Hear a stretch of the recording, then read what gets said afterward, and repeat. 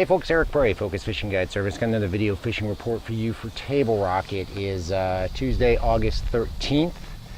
Been out on the lake pretty much every day for the last week, either over on Table Rock or here on Taneycomo. Bite is on Table Rock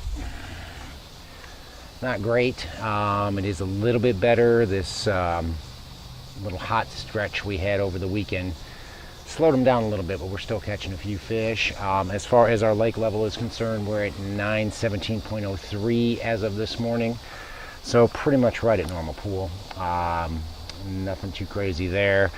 Beaver is still a little bit high, and Bull Shoals is still about 20 feet high, so they are still running water through the lake, but as far as a generation pattern, it's pretty much just been in the afternoon to meet electric needs. That's really all they're doing. They're not really trying to lower the lake. They are dropping beaver a little bit, but it's just kind of a slow process. They're dumping Bull Shoals like crazy, so there's a lot of current down in Bull Shoals, but not a whole lot up here. As far as water temperature, we're still mid to upper 80s.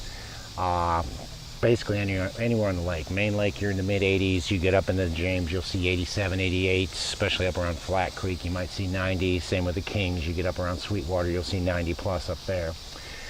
But if you guys are coming down, so you're going to fish the lower end of the lake, the lower end has still not gotten a whole lot better. We are catching a few more fish down the lower end. Just like always, this whole report's going to sound like a broken record because things really haven't changed all that much. But definitely have a topwater tied on. There's been a lot of fish coming up on topwater, spook, Sammy, whopper, plopper, popar, whatever you want to throw, and just look for busting shad. They are still relating to the treetops back in the creeks more than they are in the main lake, though we did catch a few around some of the bigger docks in the main lake last week. So you're just kind of looking for shad, and looking for them busting on shad is where you're going to find those. Swim bait bite on the lower end has been a lot tougher. Did not do as well with the swim bait this past week down there, but the drop shot bite did pick up a little bit. Caught quite a few on a shad shape, on a cut tail, and on a chomper's drop shot worm. Most of those fish are coming out of the tops of trees in anywhere from about 25 to 35 feet deep. The overall depth seems to be around 60 or 70 feet deep. Seems to be where the best bite is. Some days it's a little bit shallower, but on an everyday average, that 60 to 70 foot depth really seems to be key to where we're catching these fish on a drop shot. Go up into the mid-lake area around Kimberling City. Bites are pretty much the same. Catching a lot of fish on top early in the morning, late in the day.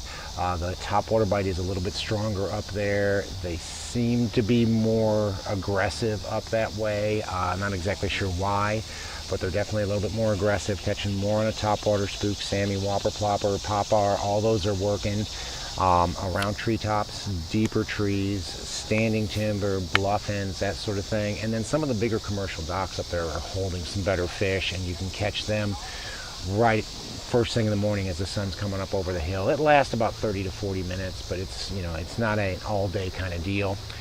Swim bait bite is definitely stronger there. Caught quite a few on the Kitech 2.8 and the Bass Pro Speed Shad in 3-inch on a 1/4 ounce head, or on the Jewel Spin X.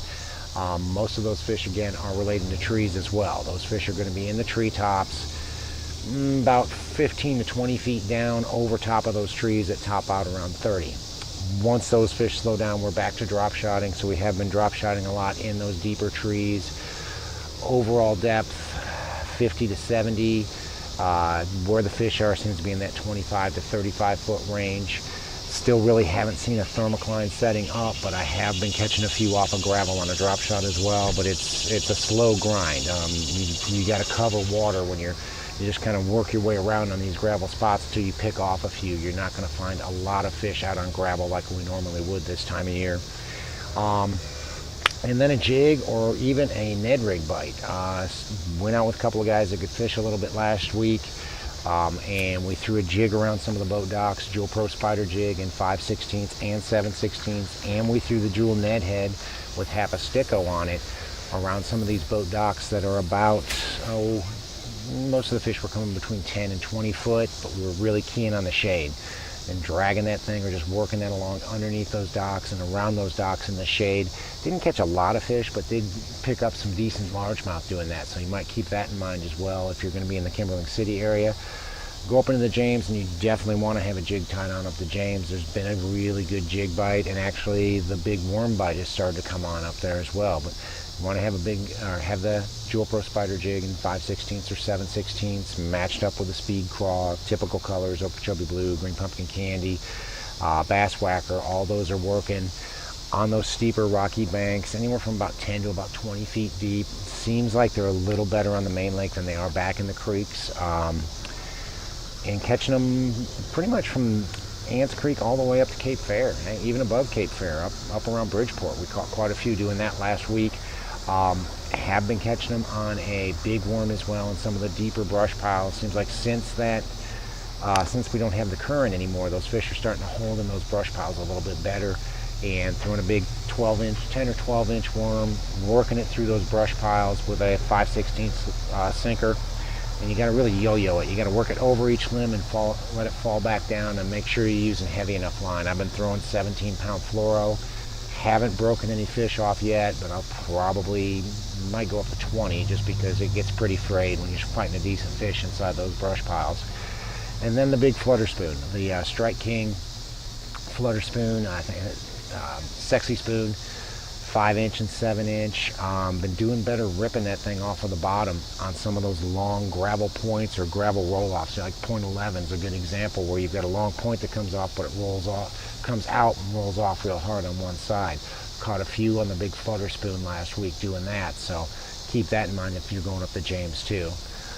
Up in the white, I still feel like the white's the best area of the lake. It seems to me that the bite is getting better mid to upper white than it is anywhere else on the lake right now. You can catch quite a few around Baxter, you can catch quite a few around Shell Knob, but it seems like you get above the Kings, and that area from where the Kings comes in all the way up basically to Eagle Rock has been really strong. I think a lot of it has to do with the releasing more current out of, or more water out of Beaver than the releasing out of Table Rock, so you do have a little bit of current up there. The water's, when you get around Eagle Rock, it definitely is cooler, but it's a little bit cooler. It's got a little bit more shad movement in it, so definitely look at that area if you're looking to target fish. Top water bite first thing in the morning, spook, salmon, whopper, blopper, same deal as all over the lake.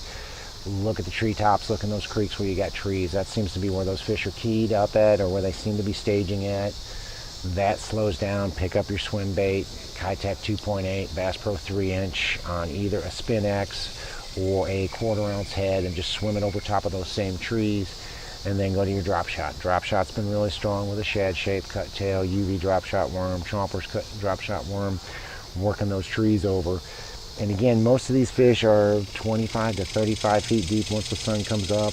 And to be honest with you guys, I'm not really paying attention to the overall depth. I'm looking for trees that top off around 30, 35 feet deep. If I'm in 120 foot of water, it doesn't matter to me, and it doesn't matter to the fish. These fish are holding the tops of those deeper trees, and that's where we're catching them. It's fishing out of trees. Caught a few on gravel up there, but it really wasn't great, so I'm not going to tell you that you can go out and catch a bunch on gravel. You can catch 2 or 3 on gravel. If you move around a lot, you'll do much better fishing a drop shot in the trees. Big spoon was working up there as well. The big flutter spoon, Strike King Sexy spoon in 5 and 7-inch. Again, ripping it off the bottom more than anything else, and catching a few doing that, and they seem to be better quality. Ripping it off the bottom in about 25 all the way out to 50. More on gravel with a bit of a roll off on it. Catching them there, and I'm catching them basically ripping it over top of those deep trees too. Seems like the spoon is working better on points. The drop shot's working better more in the guts of the creeks. So if I'm throwing a spoon, I'm working it out on those points where you've got some timber out on a point. If I'm drop shotting, I tend to be back in the trees. And then a jig, catching them on a jig up there too. Again, steeper, rocky banks with a little bit of cover on them. 5/16, 7/16 Jewel Pro Spider jig, Okeechobee Blue, Bass Whacker, Table Rock Secret, matched up with a speed crawl. Has been my best pattern there. You're not going to catch a ton of fish on a jig. You'll get several bites. Better fish were coming on a jig when I was up there last week, so you probably want to have a spider jig tied on if you're going to go up the white. Oh, guys, we are halfway through August. school's going back this week. This is the last busy week for the guides for a little while. Got a lot of openings the next couple of weeks, which I'm cool with because I could use a little bit of time off. But get past this week, get past Labor Day at the end of the month, and then we'll have the lake back. I already starting to see a lot of boats getting pulled off of the lake and being put up for storage, which for those of us who like to fish all winter and in the fall, that's a great thing. But guys, if you're coming down, you're thinking about hiring a guide, you maybe want to learn a drop shot. I say this every week. Now's the time if you want to learn how to drop shot. We are catching fish on a drop shot. You want to learn how to throw that big flutter spoon. I'll show you everything I know on it. Go out and do that. Want to learn how to fish a jigging spoon. We're catching a few on the jigging spoon too, the Jewel Scuba spoon. So anyway, if you guys are thinking about coming down, wanting to hire a guide, give me a call. It's Focus Fishing Guide Service. You can reach me at 417-860-4743 or hit my website, focusfishing.com. Shoot me an email or book online. Either way, we'll figure out dates and times.